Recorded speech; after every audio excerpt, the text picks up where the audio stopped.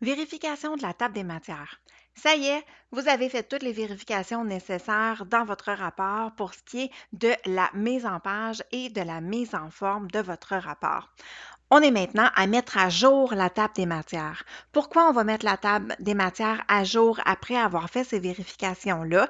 Mais c'est parce que c'est possible que vos numéros de page aient changé. Donc, en fait, les éléments qui étaient dans chaque page, si vous avez modifié des styles, si vous avez ajouté des tableaux, si vous avez modifié toutes sortes de choses, mais c'est possible que vos éléments ne soient plus à la même page. Donc, en dernier, donc une fois qu'on a terminé toutes les vérifications, eh bien là, on va aller mettre à jour la table des matières.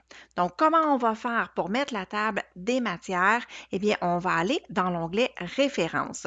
Ensuite, dans le groupe Table des matières, on va cliquer sur le petit bouton Mettre à jour la table et là, on va sélectionner la partie Mettre à jour toute la table tout simplement. Donc, vous voyez, j'ai même des numéros de page qui ont changé ici.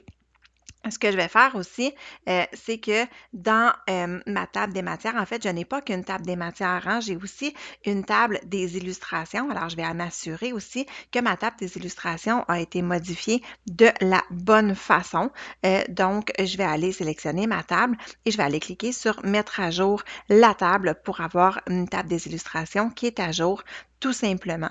Alors, ma table des illustrations est à jour. Alors, voilà, le travail est fait, ma table des matières est à jour. Tout ce qui va me rester à faire, c'est vérifier la qualité du français et une fois que c'est fait, mon rapport est terminé.